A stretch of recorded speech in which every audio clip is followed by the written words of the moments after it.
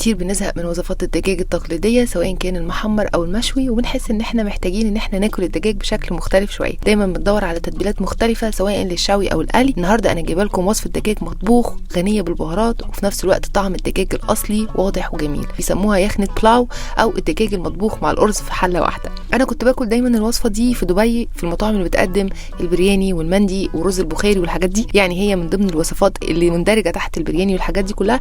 ولكن الفرق ما بينها وما بين البرياني ان البرياني الرز بيكون مسلوق الاول بعد كده بيتضاف على الخضار او التتبيله او الصوص.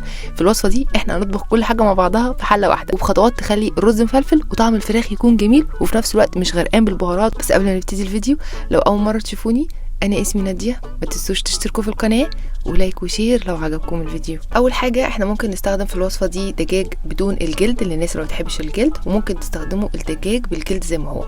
انا مستخدمه في الوصفه دي يعني فرختين او 2 من الدجاج، مقطعه الفراخ ل 8 قطع، كل واحده فيهم 8 قطع علشان تبقى حجمها صغير وتستوي بشكل اسهل واسرع. اول حاجه هحط الدجاج في الحله زي ما هو كده، وبعد كده هحط عليه البهارات بتاعتي. هنحتاج عودين من القرفه صغيرين او كبير يبقى عود واحد، و5 حبات من اليانسون النجمي، و4 ورقات لورا، قرنفل يعني معلقه صغيره من القرنفل، معلقه كبيره من الحبهان، معلقه كبيره من الفلفل الاسود الغير مطحون. وبعد كده هحط عليهم راس توم كامله، يعني هنقطع راس التوم كده بس من النص عشان تطلع النكهات بتاعتها. وهنحتاج كمان جنزبيل، هنحتاج نص واحدة جنزبيل تقريبا، هنقطعها ليه شرايح رفيعة ونحطهم فوقيها زي ما هما كده. لو انتم ملاحظين ان البهارات صحيحة، يعني مفيش اي بهارات مطحونة في الوصفة علشان تبقى نكهة يعني قوية وفي نفس الوقت ما تضيعش طعم اللحمة بتاع الفراخ.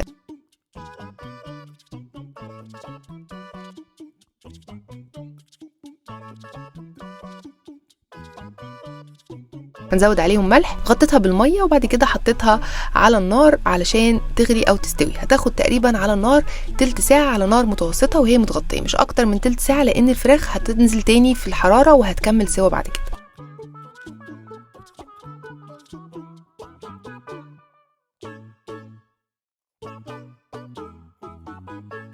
بعد تلت ساعة هنطلع الدجاج من المرقة بتاعته او من الشوربة بتاعته ونصفيه كده كويس ونحطه في طبق على جنب.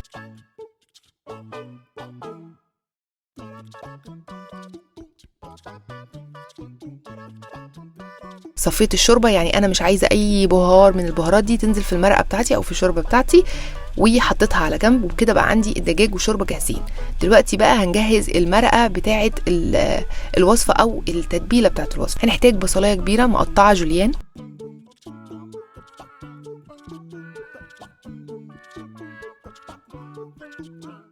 وفي نفس الحله يا دوبك شطفتها بس بالميه. حطيت 3/4 كوبايه من الزيت، وبعد كده هحط عليها البصل واحمر البصل ده تحمير على نار متوسطه لحد لما يبقى لونه بني، ياخد لون بني زي لون البصل بتاع التقليه كده. وانس ان هو ياخد اللون هنحط عليه نص كوبايه من المرقه بتاعتنا اللي هي الشوربه اللي طلعت من الفراخ ونص كوبايه من الميه. احنا ليه بنعمل كده؟ احنا بنعمل كده علشان نطري البصل ونخليه يطرى خالص ويبقى بعد كده يمتزج كويس جدا مع الرز ومع الفراخ، ما يبقاش باين، ما يبقاش شكله واضح، يبقى بس طعمه ونكهته الواضحه. غطيته وسبته 10 دقايق كده مع الميه والشوربه لحد لما طري تماما. دلوقتي بقى هنقطع تقريبا نص واحده جنزبيل، احنا احتاجنا واحده كامله في الوصفه دي، يعني نص حطيناه على المرقه والنص التاني قطعناه رفيع كده. وهنحتاج فصين من الثوم الكبير ده، لو الثوم اللي عندكم صغير يبقى 4 فصوص من الثوم. وهنقطع برضو الثوم تقطيع ناعم كده زي الجنزبيل برضو، وهنحطه على البصل بتاعنا. معلقتين كبار من الكزبره المطحونه، معلقه كبيره من الكمون الحب او الكمون الصحيح مش المطحون، لان الكمون المطحون هيغير الطعم خالص عن الكمون الحب. معلقه كبيره من البابريكا،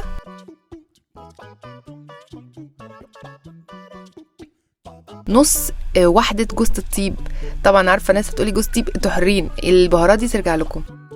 وهنحتاج يعني زعفران. الزعفران بيدي نكهه الوصفه دي رهيبه، حفنه من الزعفران كده، يعني حبه كده اللي انتوا شايفينهم دولت. طبعا زي ما قلت كل الحاجات دي ممكن نستغنى عن اي حاجه فيها. لو الزعفران مكلف شويه مفيش مشكله، هو طبعا بيدي نكهه يعني اضافيه مميزه جدا، ولكن مش هيحصل حاجه والوصفه مش هتنهار ولا يحصل لها اي مشاكل لو ما حطيناش فيها زعفران. هنقطع 5 حبات من الطماطم لتقطيع برضو ناعم كده زي ما انتم شايفين، ونحطه على البصل والبهارات بتاعتنا دي، وعلى نار بقى متوسطه هنقلب الطماطم بالبهارات بالحاجات دي كلها مع بعضها. ونحط عليهم 3 قرون من الفلفل الحامي، انا ما فتحتوش ولا خرمته ولا اي حاجه، حطيته زي ما هو كده. وهنفضل نقلب كده يعني كل شويه لحد لما الطماطم تدبل وتتسبك، وتحسوا ان الزيت فصل عن الطماطم وعن الخضار ده، يعني تبقى متسبكه زي ما بنقول كده عندنا بالمصري.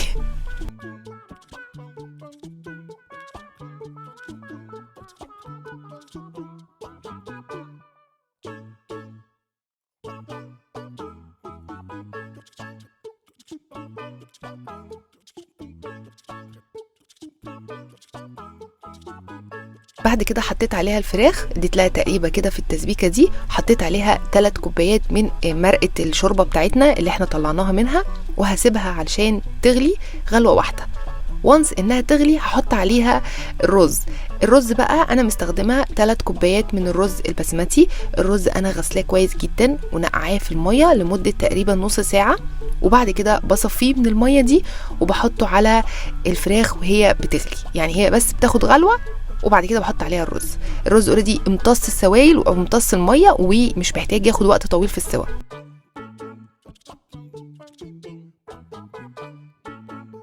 سويته بس وهسيبه يغلي ومن غير ما اغطيه خالص على النار كده لحد لما الرز يمتص او يشرب كل الشوربه دي، مبقاش فيه اي سوائل فيه او السوائل اللي فيه تبقى بسيطه، يعني زي ما احنا متعودين الرز يشرب الشوربه بنغطيه وبنوطي عليه النار ونسيبه يستوي على نار هاديه. حطيت بس فوطه كده وممكن ورق فويل مش لازم فوطه على الرز، وحطيت عليه الغطا وهسيبه بقى على نار هاديه لمده تقريبا تلت ساعه. على بقى ما يخلص انا جهزت سلطه الزبادي. انا عملت سلطه الزبادي دي قبل كده في فيديو الدجاج المشوي، ممكن تشوفوا الفيديو وتشوفوا طريقه سلطه الزبادي، هي بسيطه خالص تاخدش وقت يعني دقيقه واحده بس. وبكده الرز بقى جاهز معانا.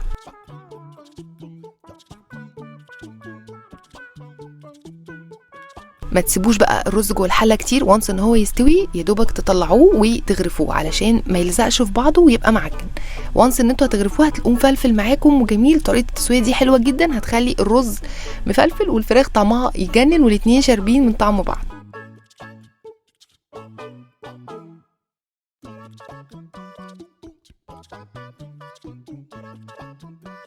انا عن نفسي من عشاق الدجاج، والولاد عندي من عشاق البرياني، يعني اي حاجه معموله زي البرياني او بنفس الطريقه بتاعت البرياني بيحبوها جدا.